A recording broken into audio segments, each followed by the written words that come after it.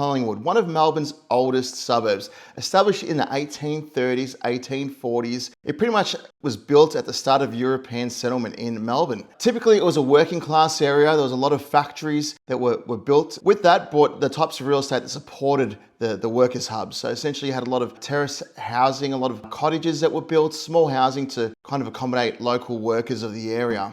Since Collingwood's had a rough and tough reputation, it's been gentrified a lot since the 1990s, so you would see a lot of cool bars, fancy shopping strips, really good nightlife, cafes, restaurants. It also has a very controversial football team. What's controversial about it are its fans. A lot of people say that the Collingwood fan base is one of the most feral in Australia. If you agree, please like this video. With a population of about 10,000 people, it's got great public transport, from buses to trams, to its own train station as well. The types of real estate you're going to find in Collingwood: new low-rise apartments. I think some of Melbourne's most luxurious apartments are located in the Collingwood area. And we've got some great warehouse conversions that have been made into new apartments, heritage listed Victorian and Edwardian style houses. We've got some apartments that have been converted from old warehouses and factories into new apartments. They're really popular amongst buyers and renters alike. You've got a lot of public and social housing, commission towers, small pockets of new townhouses as well, where old industrial estates have been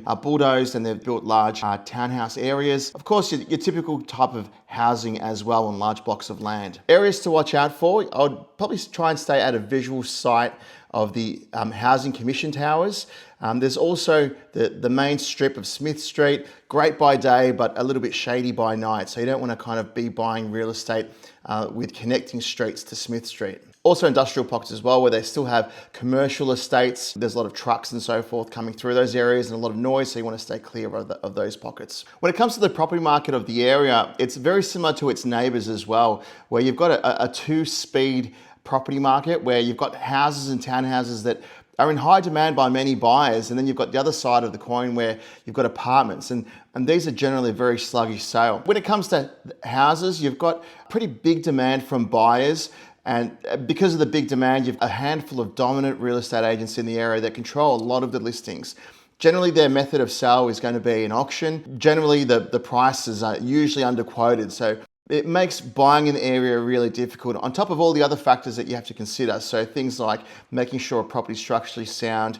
It ticks all the boxes for good future resale, and also learning how to win an auction. When it comes to the apartment market, there are a lot of different agents selling these properties, generally going for a private sale method of sale, which allows for things like discounting when it becomes a difficult sale. If a property spends a long time on the market, agents tend to kind of play with the price to generate interest from buyers. Unique apartments will go to an auction method of sale just because there's more buyer demand from the marketplace. And what I mean by unique is something with a view, maybe a penthouse, something that has an exceptional size and features within the apartment. I do believe Collingwood has some of the better apartments when it comes to internal quality of the fixtures and fittings. In saying that, it doesn't escape what's happened in the Melbourne property market with regards to poor quality builds, things like leaky roofs, leaky windows. As a result, it just creates a lot of maintenance, high body corporate fees, and that kind of rolls into very poor capital growth.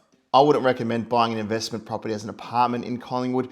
It's really for your people that want to live in the area, and it provides a great entry level to a pretty expensive area.